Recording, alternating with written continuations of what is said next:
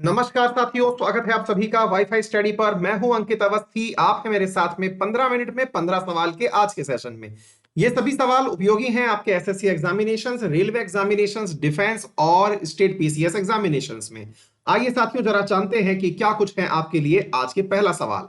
सवाल बना है, ई छावनी पोर्टल निम्नलिखित में से किस मंत्री के द्वारा शुरू किया गया है। आपका सही जवाब है मेरे प्यारे साथियों कि हाल ही में डिफेंस मिनिस्ट्री के द्वारा, राजनाथ सिंह जी के द्वारा मेरे प्यारे साथियों, ई छावनी पोर्टल लॉन्च किया गया है। ये तथ्य आप लोग याद कर सकते हैं। हाल ही में 17 फरवरी के दिन सरकार के द्वारा अपने द्वारा ये जानकारी साझा की गई है। आगे बढ़ते हैं अगले प्रश्न की तरफ। और आपको मालूम हो कि ये काम क्या करेगी, तो मेरे प्यारे साथियों, जो कैंटोनमेंट एरिया के अंदर लोग रहते हैं उनकी सुविधा को सुनिश्चित करेगी। भारत में 20 लाख नागरिक हैं जो कि 62 कैंटोनमेंट एरिया के अंदर रहते हैं।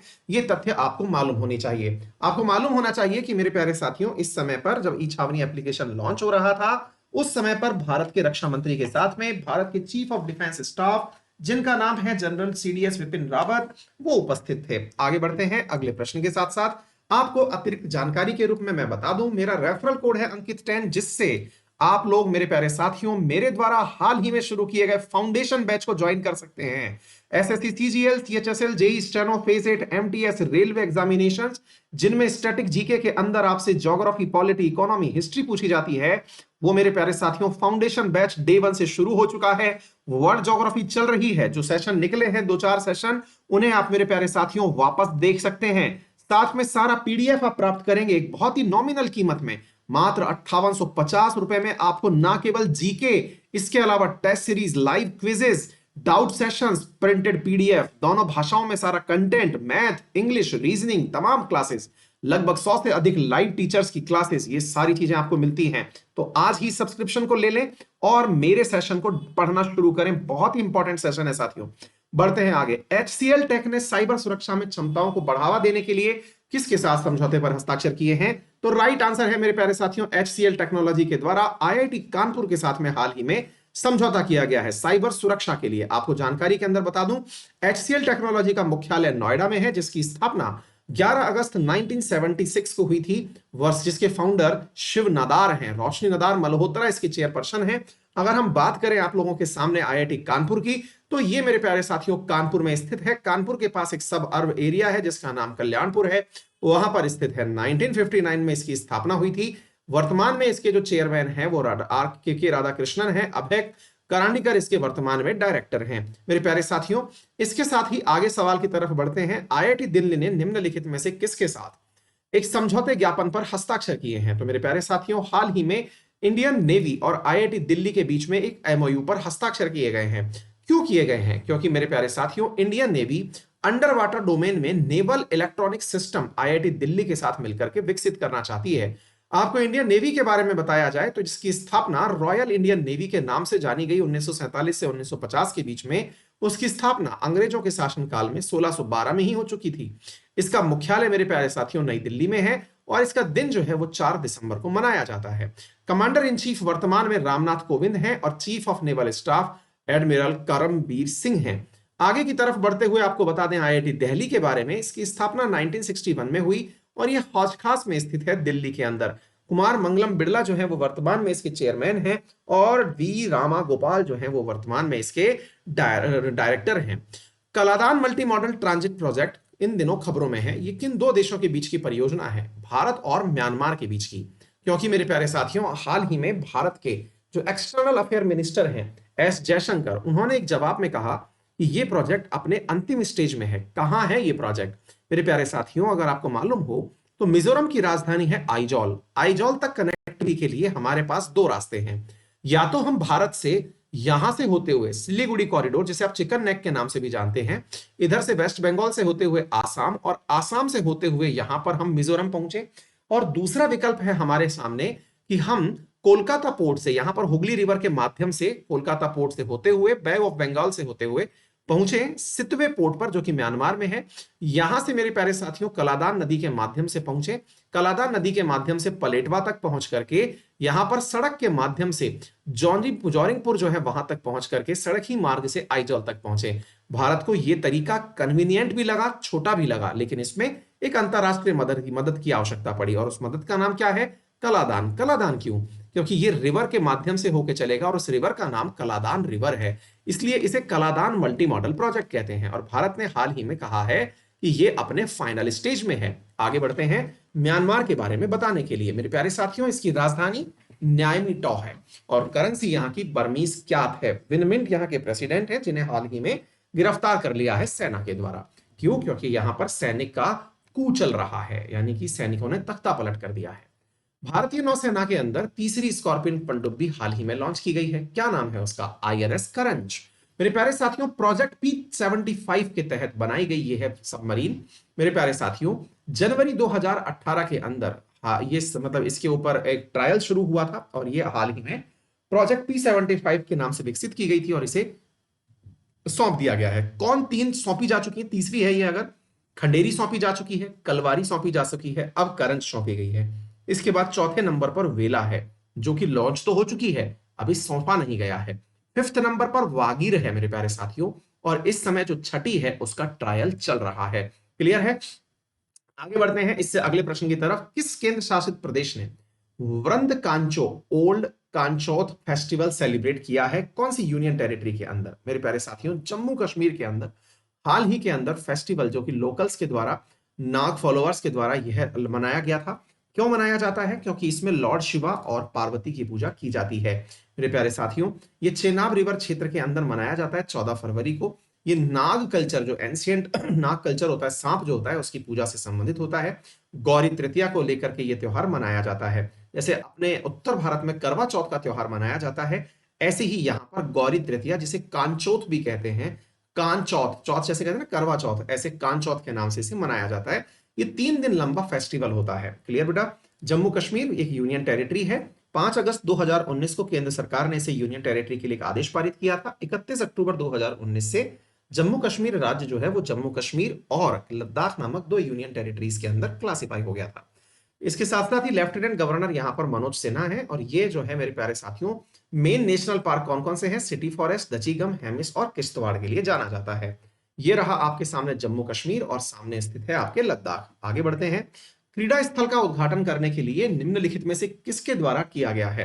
क्रीड़ा स्थल हैज बीन इनॉग्रेटेड। तो मेरे प्यारे साथियों, हाल ही में राष्ट्रपति को रामनाथ कोविंद के द्वारा राष्ट्रपति भवन में क्रीड़ा स्थल का उद्घाटन किया गया है। राष्ट्रपति भवन में अब आप जाकर के खेल भी सकेंगे। तो मेरे प्यारे साथियों, राष्ट्रपति भवन जो है उसके अंदर राष्ट्रपति भवन क्रीड़ा स्थल घोषित किया गया। अब आप देखिएगा, तो एक प्रकार से आप वहां पे फुटबॉल मैच भी खेल पाएंगे, बास्केटबॉल कोर्ट भी होगा, इंटर डिपार्टमेंट फुटबॉल टूर्नामेंट भी होंगे, फुटबॉल के मतलब president secretariat heroes, house hold young, PVG warriors, army guard, dare devils, Delhi police stalwarts, इनके अभी हाल ही में यहां पर मैच भी हुए हैं।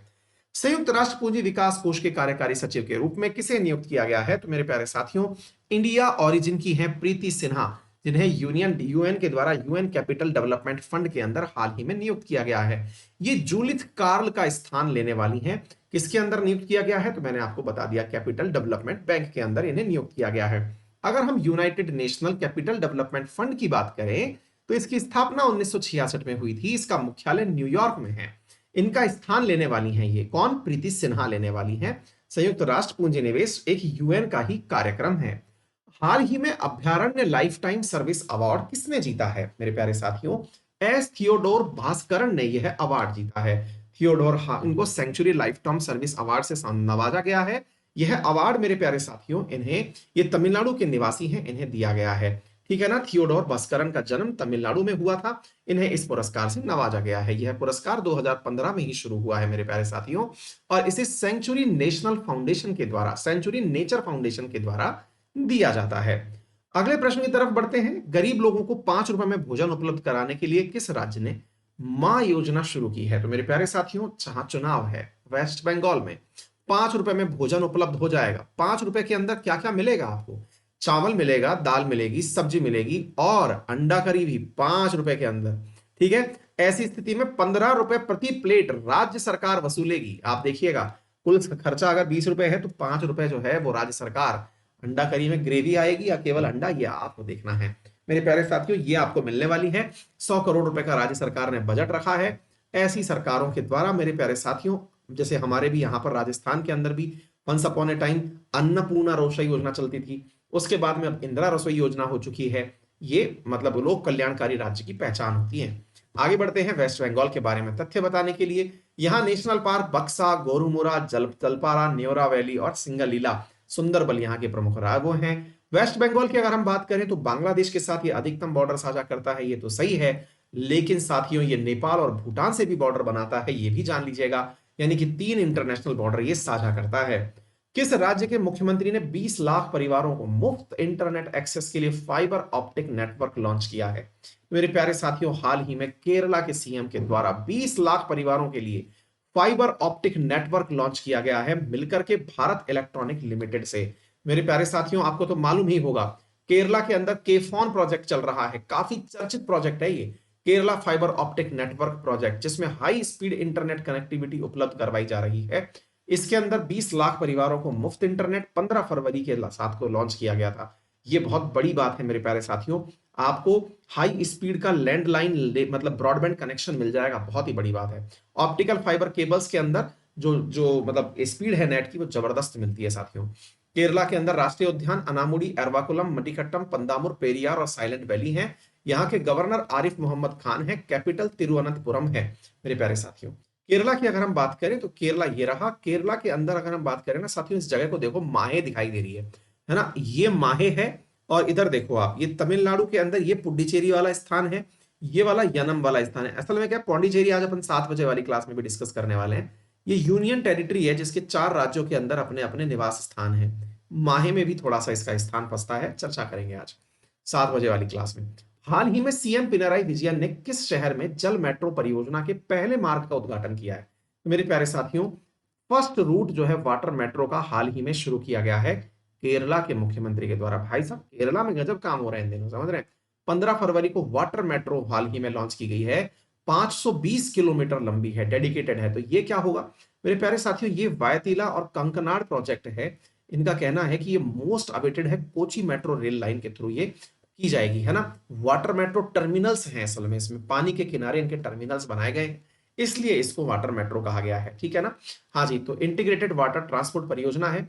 अब इस मेट्रो के अंदर क्या है असल में, ये पानी आपको मालूम होगा ना, वेम्बनाड नेक लेक जो है वो केरला की सबसे लंबी लेक है, और उसमें अगर ये सर्विसेज उपलब्ध कराई जाएं तो असल में ये पटरियों पर नहीं, पानी के अंदर चलने वाली फेरी टाइप की सुविधाएं होंगी जो उपलब्ध करा दी गई हैं। रेडमी इंडिया द्वारा रेडमी 9 पावर स्मार्टफोन के लिए ब्रांड एम्बेसडर के रूप में किसे नामित किया गया है? भाई साहब, सोनू सूद को नामित किया गया। रेडमी इंडिया ने हाल ही में Sonu Sood as a brand ambassador Redmi 9 power, समझे मेरे प्यारे साथियों। सोनू सूद को more power to you campaign के लिए रेडमी के द्वारा लॉन्च किया गया है। हाल ही में दिल्ली पुलिस ने अपना 74वां स्थापना दिवस किस दिन मनाया मेरे प्यारे साथियों? दिल्ली पुलिस के द्वारा हाल ही में अपना फाउंडेशन डे फरवरी 17 को मनाया गया है। 17 फरवरी को 74वें स्थापना दिवस पर गृह मंत्री अमित शाह जी के द्वारा उन्हें शुभकामनाएं दी गई, और माफी चाहूंगा 16 फरवरी को मार्क किया गया है, 16 फरवरी 1948 को, है ना। 74th था मेरे प्यारे साथियों ये, ठीक है, दिल्ली पुलिस का स्थापना दिवस। आगे बढ़ते हैं। नमन ओझा ने अपनी सेवानिवृत्ति की घोषणा की, वे निम्नलिखित में से किस खेल से संबंधित है?